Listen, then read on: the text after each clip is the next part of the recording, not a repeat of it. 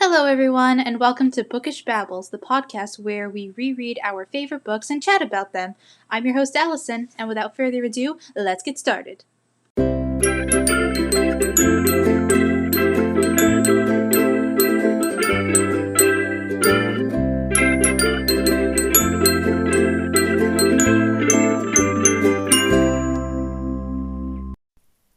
Hello, everyone, and welcome to the first official episode of Bookish Babbles. Last week was the intro / guinea pigs episode, but now we are actually talking about chapters in a book. Woohoo! So, as you know from last week and from the title of this episode, today we're talking about the first 3 chapters of the Ballad of Songbirds and Snakes by Suzanne Collins. Yay! So, just some quick facts I want to share about the book before we get started. So this book was released on May 19th, 2020, published by Scholastic. It, of course, being the prequel for the Hunger Games trilogy, takes place 64 years before the events of the first novel. And they did release an audiobook, and it's read by Santino Fontana, who is famously known for voicing Hans in Frozen, and also appeared in Crazy Ex-Girlfriend, and he's been in multiple Broadway shows, including Billy Elliot, Hello Dolly, and Cinderella. And this isn't the only audiobook he's narrated. He even narrated the audiobook for You, which now I kind of want to listen to. And another fact about Ballad is Lionsgate is making a movie that will be directed by the one, the only, Francis Lawrence. Woohoo! He's the only man I would trust to give this book a well-done adaptation, because, he did Catching Fire and the Mockingjay movies so perfectly that, this one I think will be harder to adapt, but if anyone can do it, Francis can do it. And Francis, if you're listening, if you need anyone else in the movie, I volunteer. I have no athletic abilities whatsoever, but I could be someone in the movie. I have no idea who, but anyway, jokes aside. According to the Wikipedia, this movie is set out to come in 2023. Maybe we don't even have any casting news at this point, so who knows, but I will keep an eye out. And so anyway, I read Ballad the day it came out, and I finished it within 2 to 3 days. I genuinely loved it, and I couldn't put it down. And it was funny, when I heard the UPS truck rolling up, I literally dropped whatever I was doing because I knew the book had arrived, because I just couldn't wait to read it. And I got really lucky because, as many of you probably know, during 2020 quarantine, there were many shipping delays. I had pre-ordered the book through Barnes & Noble months in advance because I wanted this Barnes & Noble special edition. So I didn't know if I would get the book on release day, but luckily I did, so thank you, universe, for making that happen. And it was really exciting for me to read this book because I got to read a Hunger Games book on the day it was released, because back when I was in 8th grade and I read the trilogy for the first time, all the books were out at that point, and the movie was coming out later that year. Oh my god, that was 10 years ago. What is time? Anyway, so I didn't have to wait in between books when it came to the original trilogy. I just got to read the whole thing at once. My aunt had given me a box set for Christmas, so that was cool.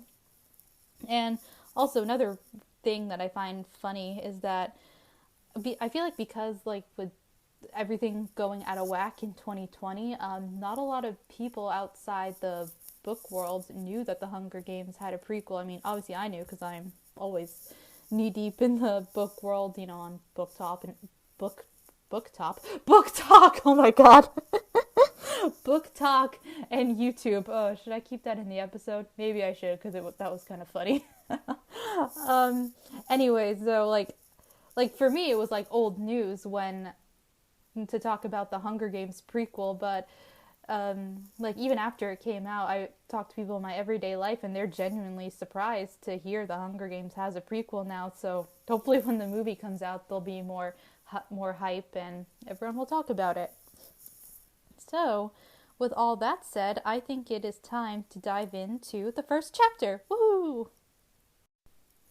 Alright, so starting off, part 1 is called The Mentor, which obvious because we know from the book summary that Snow's going to be a mentor for the Hunger Games. And so, chapter 1, I just want to read this first paragraph out loud because I think it is a fantastic intro. Coriolanus released the fistful of cabbage into the pot of boiling water and swore that one day it would never pass his lips again, but this was not that day. He needed to eat a large bowl of the anemic stuff and drink every drop of broth to prevent his stomach from growling during the reaping ceremony. It was one of a long list of precautions he took to mask the fact that his family, despite residing in the penthouse of the capital's most opulent apartment building, was as poor as district scum, that at 18, the heir to the once great house of Snow had nothing to live on but his wits. Already feels like there's a lot to unpack here, which just shows what a great writer Suzanne is. So, important things we learned just from that paragraph alone. It's reaping day. Coriolanus is worried that he doesn't have enough to eat.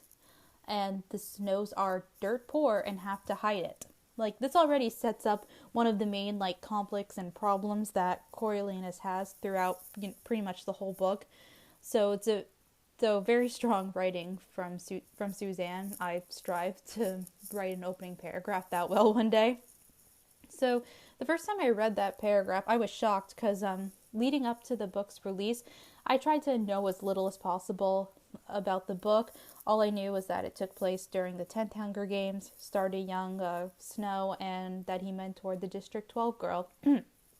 I didn't read any of the excerpts that were released, and I tried to stay away from most theories so that I could go in with very few expectations. Hold on, I need water. Stay hydrated, kids, it's important. So, anyway, it was really jarring for me to see Snow in this way because we know where he ends up later in life as the most powerful man in the country. And it's also crazy to think about, Coriolanus at that point in his life being so food insecure because, from when I read the original trilogy, I've just always had this idea that he's been rich and had an easy life. And through Katniss's eyes, we're given this idea that everyone in the capital has plenty of food and has an easy life. Then again, in the real world, we know that plenty of wealthy countries have citizens who are homeless. So Snow's situation isn't that far-fetched, unfortunately. So already our ideas of the capital from the trilogy are being complicated. Anyway, moving on past the paragraph and on to the rest of the chapter. So Coriolanus is worried about making sure he presents himself properly at the reaping ceremony since, the hallway and big deal. And then, interesting tidbit, he mentions his cousin, and I wrote in all caps with a question mark, Tigress? Again, because I didn't read the excerpt, I was completely blindsided with that name drop, and somehow it wasn't spoiled for me in the weeks leading up to the release. I kid you not, guys, when I read that part, I put the book down, got my copy of Mockingjay, and found the part with Tigress in it just to try and confirm that this was the same person, because I just genuinely could not believe it. And also, I think part of it is because the movies had me thinking Tigress was younger, so maybe that's why it was hard for me to wrap my head around it, because we know that she's older than Coriolanus by a few years, so she would be in her 80s in Mockingjay. And then again, in the capital, they always get crazy surgeries to look younger, so at that point, who knows how old anyone actually is. So anyway, Coriolanus is worried about where Tigress is, hoping that she'll, somehow come up with a decent outfit for him to wear, and even go so far as to wonder if she's prostituting herself. And he's low-key judging her for it, and at the same time estimating what kind of price she'd fetch, which is gross way to think about your cousin. Anyway, so, and with all that running through his head, we can hear his grandma, who he and Tigress call the Grandmam, singing the Pan Am national anthem in the other room. And something else to note that we learned in that moment is she made the kids sing it every day during the war to, keep up their patriotic spirit or whatever. And then another thing I found interesting was just the details we get of their home and the shape that it's in. And I think it is important to note because it just shows, it just again kind of externally represents how desperate of a state they're in, and even shows some of the scars just left over from the war. Like he says, there's cracks in the walls, holes in the ceiling, black electrical tape holding broken glass windows in place, and some rooms even entirely empty. Excuse me, because they had to sell stuff to make money because they were poor.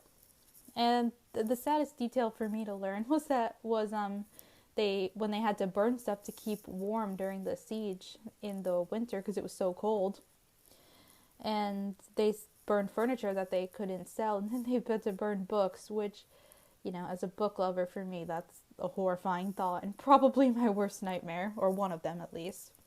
And most notably, Coriolanus had to burn his favorite picture book that he read with his mother, and again, made me really upset. And this is probably, I feel like this is one of the most human moments we get with Coriolanus, and this is probably when I feel bad for him the most. Just, little kid who's orphaned at that point and having to burn one of the few precious things that he has of his mother, someone I do believe he genuinely loved. And on page 7, he has an interesting. Yeah, I can't talk. He's an interesting line on page 7 when he's talking about this and how, burning the books made him sad. The line is, but better sad than dead. I don't know, it's just interesting for me to note because it shows his pragmatic nature and the lengths that civilians in wartime somehow have to go to in order to survive. And this next section in my notes, I labeled it trash tangent. So again, on page 7, there's a line Coriolanus says about how desperate and poor they are at the point where they can't afford to waste anything, and the line is, what a luxury trash would be. And again, that's just something really fascinating that, we don't think about. I live in the United States, and I can take trash for granted. I'm in a fortunate enough position where I sometimes don't even think about it. I'm like, oh yeah, that's wow. And this other line that's on that same page, it says, everyone had learned to despise waste. It was creeping back into fashion, though, a sign of prosperity, like a decent shirt. And I may notice because it sounds just an awful lot like District 13, as we know in Mockingjay. They don't waste anything. It's a crime. I think it's almost a crime, if I remember correctly, to just throw away a piece of bread if it's been assigned for you to eat. So again, details like this just show how kind of real Suzanne Collins is able to make the war feel. She doesn't just focus on the battles and the fighting and the flashy stuff and explosions that we would see in movies. She also takes time to just show how war can truly touch everything and how it can affect just normal civilians who aren't even fighting on the front lines. And also, quick side note, Coriolanus mentioned knowing what AVOXs are because he says that they're the trash men, they're the janitors. And, that just kind of establishes how AVOXs have been around for a while now, at least as long as Coriolanus can remember it. So just a little tidbit, tidbit of world building there. It's amazing how quickly your throat can dry up when you're talking for a long time. That's why it's important to always have water on you. This is not sponsored. Just go drink water, everyone. Excuse me. Anyway, that's enough about trash. On page 8, it's the first time that that he mentions the Hunger Games and how Coriolanus is is mentoring them. We know what the Hunger Games are, of course. It's where they pull one boy and one girl from each district and make them fight to the death. We all know that. And he says that he needs the mentorship to go well so that he can win a cash prize and use the money to pay for university. and his anxiety's growing, waiting for Tigress.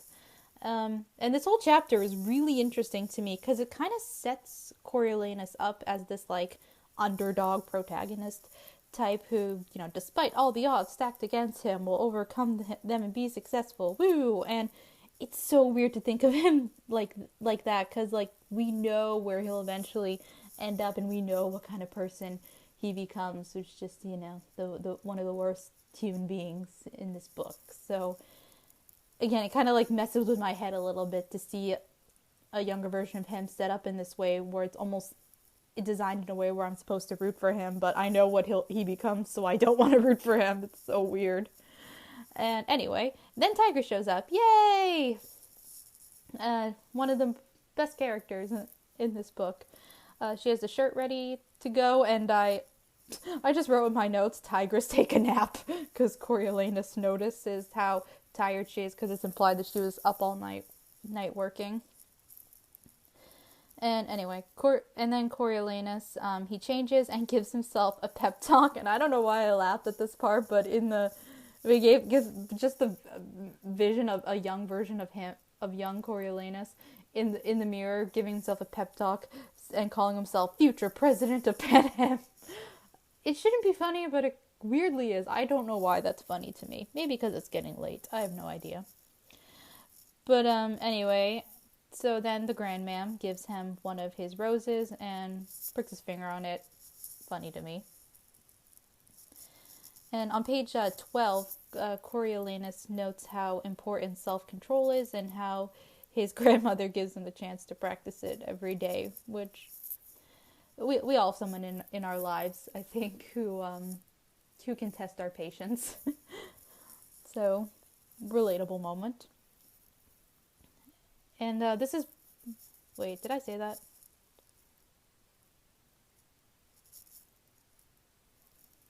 Oh, wait, no, I didn't. So, this is the first time we hear about how important control really is to Corio and how it'll play out through the rest of the books and arguably his life. And another example of that is like later at the academy, everyone's given Posca to drink, which is some kind of alcoholic beverage, and he even like keeps track of how much he has to drink because he never wants to lose self-control. Anyway, leaves for the academy, and on his way he notes all the leftover rubble in the streets from the war, and he does wonder if it's left there on purpose to just remind people of the war, and he even has a line that says, forgetting could lead to complacency, and then they'd all be back at square one, and that line's on page 13. And two very important things we learn about the reaping in this chapter. First one is that the reaping takes place on July 4th, which, again, that was another moment where I had to put the book down for a second because I'm like, whoa! For those who don't know, July 4th is the day that here in the United States we celebrate our independence, and it's just weird. And I guess like that would be a sort of quote-unquote Independence Day for the capital, because the reaping day is like when they celebrate their victory over the rebels and their freedom. Woo! But it's obviously a very dark and twisted way of celebrating because they're gonna make kids fight to the death. So yeah. The other thing we learned about Reaping Day is that at this point in time, it's not a big holiday the way it is in the original trilogy, because at this point everyone, the war's kind of raw and fresh still for a lot of people because they can remember, and so they just kind of want to forget, and the whole thing feels unpleasant. Whereas for like 60 years later, a lot of people have no memories of the war. They were born well after it, so they're kind of desensitized to the whole thing. So it is a fun holiday for them. And Coriolanus even notes that Tigress will likely be nursing her employer and their clients' hangovers the next day. Poor Tigress, she deserves so much better. And the whole reason that students are mentoring this year is because they want to engage the audience more, because the Capitol is insane enough to try and keep the games going, despite how horrible they are. Oh, someone messaged me. Wonder who. I'll check it later. Sounded like a Facebook message. Anyway, where was I? Okay, and so Coriolanus gets to the academy, and we meet the one and the only Sejanus Plinth, again another character who deserves so much better, and we'll get there when we get there. So, important facts to note about Sejanus is that he's originally from District 2. His father sided with the capital during the war. He's a rich manufacturer and, made a fortune during a war, naturally. And used that fortune to essentially buy his family capital citizenship. And Sejanus came to the capital when he was 8 and got enrolled in the academy. And it doesn't exactly fit in and was bullied on the playground when they were kids. And Coriolanus purposely just kind of ignored him for beneficial reasons, because on the one hand it made Sejanus think, oh, this guy is we can be friends, and on the other hand made everyone else think, oh, I'm above bullying someone so beneath me, because with Snow there's a strategy for everything. And the Snows, they just feel threatened by the Plinths because they're quote unquote new money, and they're just prejudiced toward district citizens. Like it's a theme you see just so woven into this book, with just the language of everyone calling them like district scum, and later we hear how when capital citizens start loving Lucy Gray, they're like, oh, she's very nice for someone from the district. So just stuff like that, like the capital citizens, just whether consciously or not, they keep almost dehumanizing people from the districts. But anyway, and another reason the Snows feel so bitter toward the Plinths is because, while the Plinths gained a huge fortune during the war, the Snows actually lost their fortune when 13 was quote-unquote destroyed. Spoilers for Mockingjay. Because they had investments in munitions there, and they obviously don't know that 13 was actually spared. They just moved underground. It's obviously like a well-kept top secret that only like very few elites would know. And then where was I? Who knows? Oh, there we go. So, and then as Coriolanus and Sejanus are talking, Sejanus tells Corio about upcoming property taxes, which is obviously a huge problem for the Snows because they barely make ends meet as it is. And then Coriolanus starts spiraling a little bit. And then we're introduced to Dean Highbottom. He's currently high on Morphling because he's a Morphling addict. And this man is also credited with creating the Hunger Games. More on him later. I'm going to have a lot of thoughts about this man.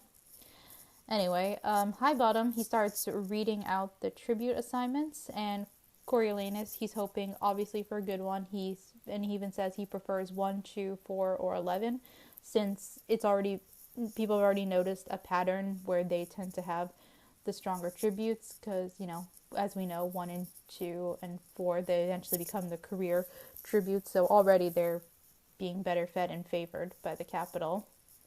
But psych, his dreams are crushed. Coriolanus gets the girl from District 12, and he's not very happy about it. And that's how the first chapter ends. So we'll just take a quick break, and when we come back, we will talk about chapter 2. Yay! And we're back. So where we left off, Coriolanus isn't happy with his tribute assignment, and he starts to spiral and thinks that what this could all mean. He wonders if Highbottom gave him the assignment because he found out about a nickname Coriolanus gave him, High as a Kite Bottom. Haha, very funny. And also worries that it's a sign that the Snows are truly becoming insignificant. He then turns to Sejanus, ready to congratulate him because, he has to keep up appearances. But Sejanus is also unhappy with his assignment. He got the boy from 2. And, Sejanus still thinks of District 2 as home, so it's obviously going to be, it would be really hard for him to mentor someone from there. And he also believes that his father pulled strings to get him the assignment. And then everyone sits down to watch the broadcast for the reaping. So they sing the anthem. President Ravenstill reads the Treaty of Treason. And fun fact, he was also president before the Dark Days, so that just establishes how long he's been in power. And we also learned that the reapings are aired live from East Coast to West Coast, so District 12 is first, which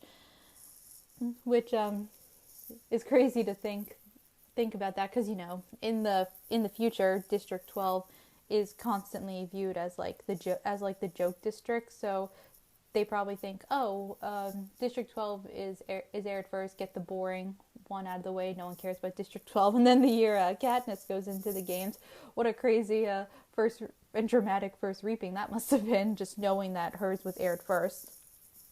So anyway, back in this timeline, the camera then shows District 12. There's a temporary stage set up in front of the Justice Building.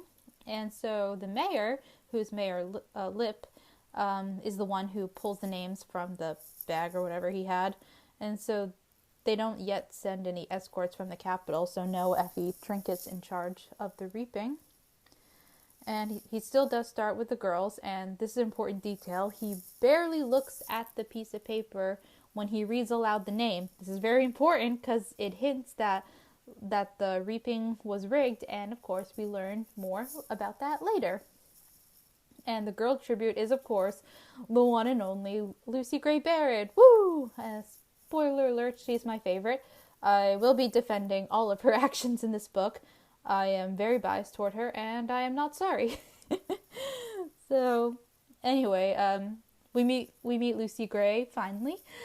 She's wearing her iconic rainbow dress, and also most people are wearing like kind of gray, plainish outfits, so already we're kind of being visually, or you're picturing it, but we're being told in the details that Lucy Gray is an outsider in District 12, which again will become an important theme later. And instead of going straight for the stage, Lucy Gray drops a snake down a girl's dress, and we know this girl is Mayfair, the mayor's daughter. And naturally this gets everyone's attention. It definitely got my attention the first time I read this. I was like, oh my god! And it also gives Coriolanus hope that, maybe I have a good tribute, because, everything's about him, not about the person whose life is now probably going to end very soon. But he also wonders if Lucy Gray is mentally stable, judgmental much, Corio. And he thinks her, bright attire is a strange choice for a dark, bleak day like Reaping Day. And someone even comments that she looks like a circus performer. So the snake leaves Mayfair, just slithers off to do its thing. And her dad has a peacekeeper escort her home because she has wet herself on national television. Haha. That was a little mean. And then the mayor slaps Lucy Gray across the face on stage, and I instantly hate him in that moment. And the peacekeepers actually have to restrain him from hitting Lucy Gray again, and they have to take him inside to calm him down. And this just shows how fiercely protective he is of his daughter, and again, this will become very important later. Suzanne, again, does a really good job just having all these details that become relevant later. And next section in my notes, I labeled this makeup tangent. So after she gets hit, after the mayor slaps her, the camera zooms in on Lucy Gray, and we see that she's wearing makeup. And it's noteworthy because it only recently became available in the Capitol again, much less the districts, much less 12. And here's what Corio says about her makeup style, and I quote from page 26. Here in the capital it would have been bold. In District 12 it felt immoderate. What is this? End quote. So, what is this bold look, you may ask, that she has? She's wearing blue eyeshadow, black eyeliner, red lipstick, and I think some blush. Yes, very, very, very bold. Tons of makeup. That is just, like, to me that almost sounds like a normal look. I don't know. I don't usually, or very rarely wear makeup, but for like me that sounds kind of normal-ish. And this is also hilarious because we know the fashion that the Capitol will adopt by Katniss's time. So what the makeup that Lucy Gray has on just sounds like nothing almost compared to, like, you know, some of the outfits we see Effie in. And it also just shows how, like, fashion trends and beauty standards are always changing and is often influenced by what's going on in the world. So, like, during a war, makeup probably wouldn't be considered a high priority in general. Everyone would be prioritizing, like, food, warm clothing, stuff like that.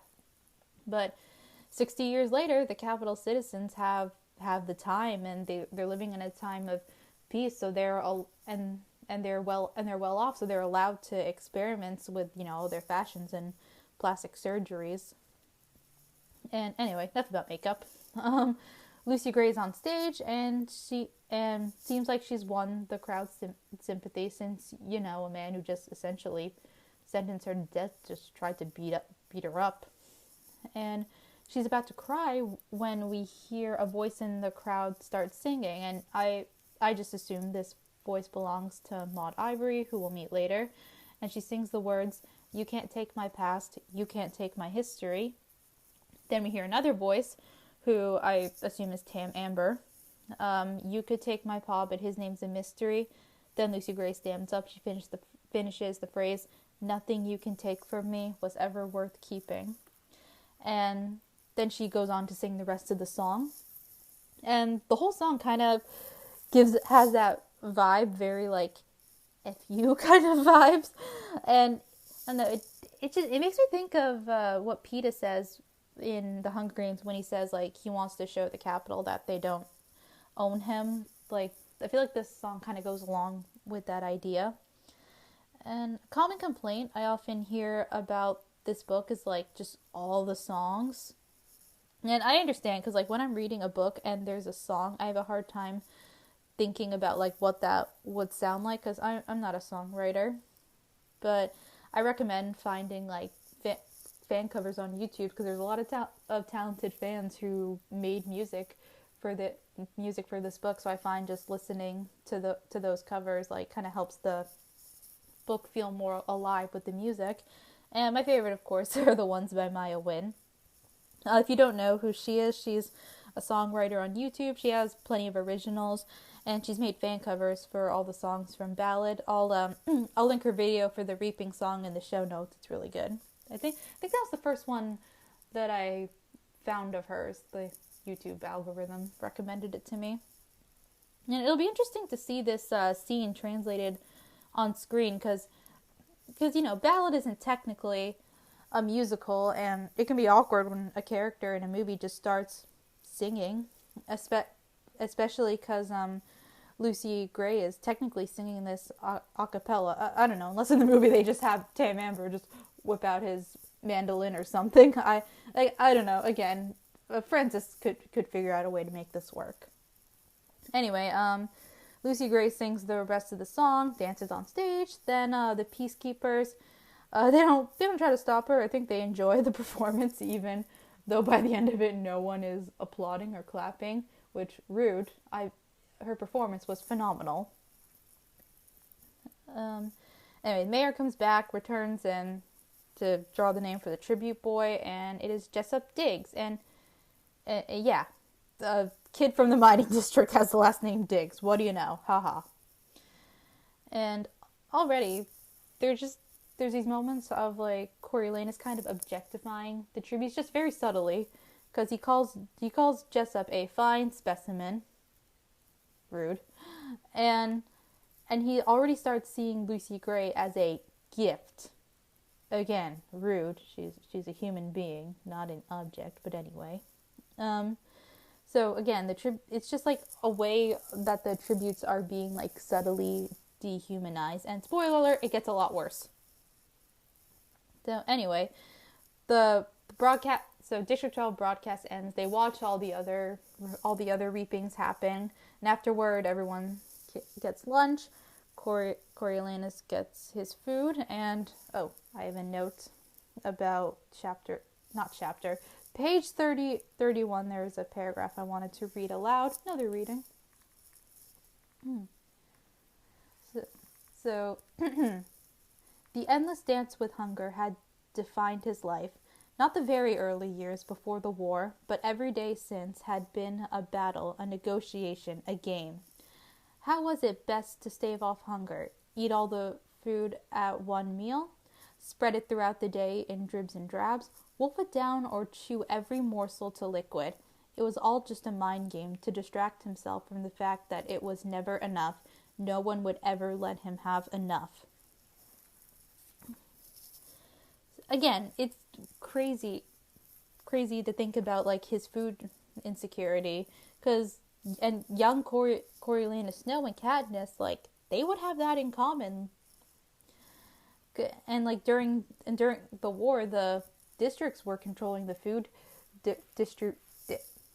distribution. They were controlling the food distribution, and that I wrote in my notes after that how the turntables turn. Because obviously now the capital is controlling the food and starving citizens.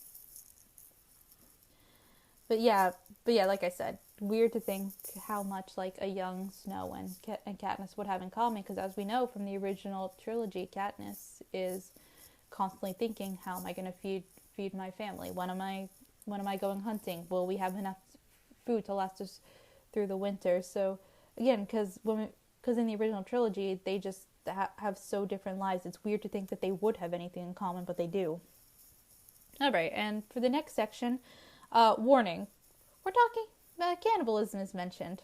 Yay, if you want to skip ahead for a minute, I don't blame you. So, we learned that during like the worst time of the war and the siege, Coriolanus said a lot of people were dying of starvation, and when they did, they likely became part of the food chain. Yay. Like, when they were kids, Coriolanus and Tigris saw their neighbor, Nero Price, take the leg of a dead woman off the street and take it home. And they never spoke of it again, and I don't blame them.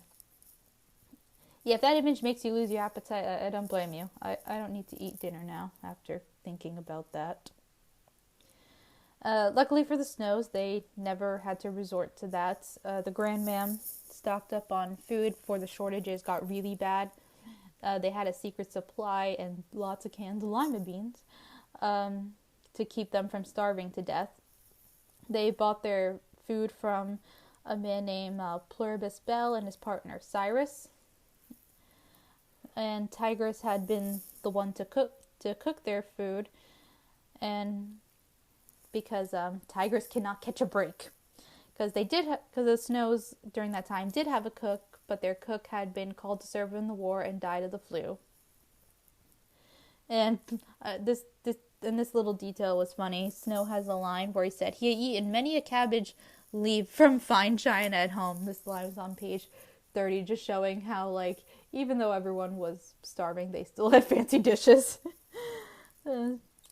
And anyway, so they're all eating lunch, and as Coriolanus goes to get some pie, he has a conversation with Dean Highbottom, and during that conversation, we find out that Highbottom knows about the Snow's financial problems, and calls Coriolanus out on it, and this of course gets Corio to start spiraling, because that's not good. Because he doesn't want anyone to know, especially Dean Highbottom, who seems to hate him so much. And I'm just gonna read like the last bit of this chapter. All right, so being in debt in the capital was historically a ticket to being a peacekeeper. Foreshadowing much? And that came with a 20-year commitment to who knew where. They'd be shipped they'd ship him off to some horrid backwater district where the people were hardly better than animals. The day, which had held such promise, came crashing down around him. First the threat of losing his apartment, then the lowliest tribute assignment, who, on further reflection, was definitely crazy, and now the revelation that Dean Highbottom detested him enough to kill his prize chances and condemn him to a life in the districts. Everyone knew what happened if you went to the districts. You were written off, forgotten. In the eyes of the capital, you were basically dead. Yeah, a lot going on for Snow. And again, planting the idea of having to become a peacekeeper in our heads. Even with that line there, I still didn't see coming what happens later in the book. But again, just shows what a great writer Suzanne Collins is. And with that is the end of chapter 2. And we'll take another quick break, and then we will talk about chapter 3.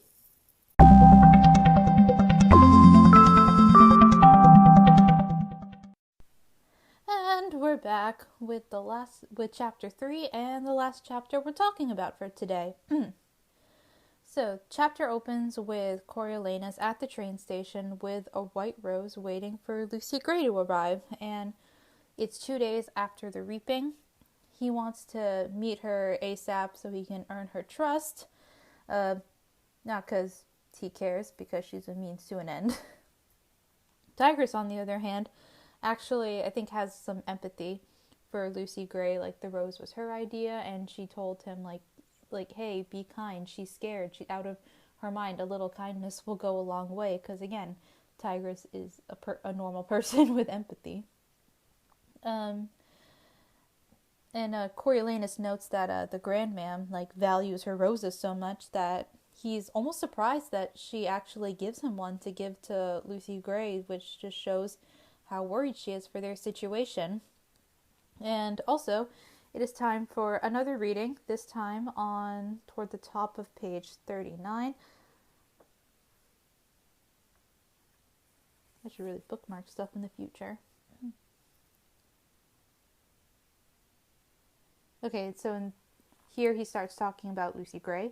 Another girl, a typical girl, would be impressed, but there was nothing typical about Lucy Gray Baird.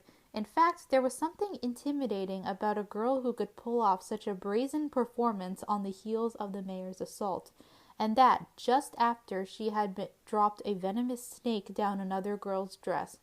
Of course, he didn't know that it was venomous, but that was where the mind went, wasn't it? She was terrifying, really. And here he was in his uniform, clutching a rose like some love-struck schoolboy, hoping she would, like him? Trust him? Not kill him on sight? So, he's very clearly intimidated by Lucy Gray, and I just find that paragraph funny. Just the idea of Snow being a love-struck schoolboy. And anyway, so he hears a train whistle, and it just triggers memories of his father. His father had served in the war to legitimize the family business because, like I said, they had investments in war munitions. And there's this quote at the top of page 40 that just kind of sums up his relationship with his father. So, well, I should say, when they were kids during the war, and the father would sometimes come back, the grandman made it a point that they should all meet his father at the station, and so they could greet him, and then the last time they go to the station and greet his father, that's when they get the news, oh, hey, your dad's dead, and he got shot by a rebel fighter. But so there's this quote at the top of page 40 that kind of just sums up everything you need to know about his relationship with his dad. He could not say he had felt great love for the remote, strict man, but he had certainly felt protected by him. His death was associated with a fear and a vulnerability that Coriolanus had never been able to shake off. So, again, that just tells you everything you need to know about his relationship with his dad. Didn't have a loving relationship, but valued his father because, again, he served Coriolanus's needs, and then to just protect him and provides because, he enjoys being a wealthy capital elite. And anyway, the train comes, the tributes arrive, but instead of being in a normal coach, because the capital's awful, they deliver the tributes in a cart meant for livestock, and it smells, just as further insult. And Coriolanus says he feels both pity and revulsion. And then Lucy Gray and Jessup come out. Coriolanus presents her with the rose, and they have a fairly amusing first conversation. Again, I'm just realizing like how many readings I have planned for this episode. So sorry. And so this is on page 42. So after he hands Lucy Gray the rose, this is what she says. When I was little, they used to bathe me in buttermilk and rose petals, she said in a manner that, despite the unlikeliness of her claim, seemed totally believable. She ran her thumb over the glossy white surface and slipped the petal into her mouth, closing her eyes to savor the flavor. Tastes like bedtime. Coriolanus took the moment to examine her. She looked different than she had at the reaping, except for flecks here and there. The makeup had been wiped away, and without it she appeared younger. Her lips were chapped, her hair loose, her rainbow dress dusty and rumpled. The mark from the mayor's blow had turned it into a deep purple bruise, but there was something else, too. He again had the impression that he was witnessing a performance, but a private one this time. Again, that just shows that Lucy Gray is a performer, even now, because it's what she does. It's how she has survived for so many years. And then their conversation continues at the top of page 43 with Lucy Gray saying, "You don't look like you should be here." "I probably shouldn't be," he admitted, "but I'm your mentor and I wanted to meet you on my own terms, not the game makers." "Ah, a rebel," she said. That word was poison in the mouths of capital citizens, but she had said it approvingly, as a compliment. Or was she mocking him? He remembered she carried snakes in her pocket and the usual rules didn't apply to her. "And what does my mentor do for me, besides bring me roses?" she asked. "I do my best to take care of you," he said. She glanced over her shoulder where the peacekeepers were tossing two half-starved children onto the platform. The girl broke a front tooth on the platform, while the boy received several sharp kicks upon landing. Lucy Gray smiled up at Coriolanus. "Well, good luck, gorgeous," she said, and walked back to Jessup, leaving him and his rose behind. Yeah, basically, she's not buying your BS, Coriolanus. Yeah. Because, again, promising you'll take care of her. Meanwhile, children getting beat up behind you. Perfect setup. So as a way to sort of prove his trust, because again, Coriolanus needs her cooperation so he can get what he wants, he climbs onto the truck/cage with the other tributes and instantly regrets it, and worries that he will be attacked. And moments later, Reaper, who's from District 11, does attack him, so he had reason to be worried. And he manages to shake Reaper off. The District 11 girl, Dill, she claims that Reaper killed a peacekeeper and got away with it. So Reaper's obviously very much like a physical danger/threat. And conspiracy theory that I have, maybe Reaper didn't get away with it. Maybe he got reaped and this was his punishment. Just a thought. I have no proof, but I could see that happening.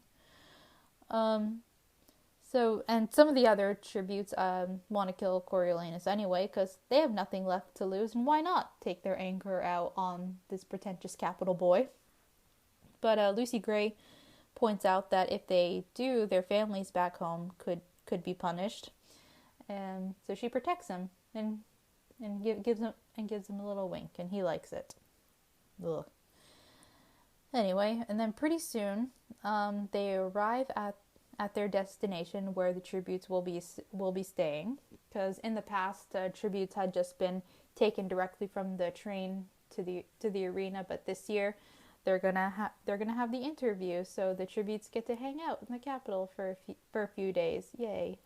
But instead of staying in nice apartments like Katniss does, where they are dropped off at the monkey cage in a zoo. Very, very nice. And that is where the chapter ends. And that's everything for this episode. Yeah, I had more to say than I thought I would, because the first few chapters are just a lot of like setup and introducing some of the major characters. And the highlight for me is definitely Lucy Gray's introduction, because what a way to come onto the scene, dropping a snake down someone's dress. And I love how like the first time when I read this part, I was like already being surprised, and the book was going in directions I didn't think it would, and not even 50 pages in at that point. And as we know, things only get crazier from there. So yeah, that's everything I got for today. Don't forget to follow me on Instagram at bookishbabbles_podcast. Feel free to share any thoughts you have about upcoming episodes or even this episode. You can also send me an email at bookishbabbles1618@gmail.com. Next week, we will be talking about chapters 4 to 6. If you're listening to this podcast on Spotify or Apple Podcasts, don't forget to follow, subscribe. That way you get notified when I post episodes right away, which will be on Tuesdays. And I also plan on doing some like fun little bonus episodes in the future, so make sure you're subscribed so you get notified for those. Thank you so much for listening, guys, and I'll talk to you next time. Bye!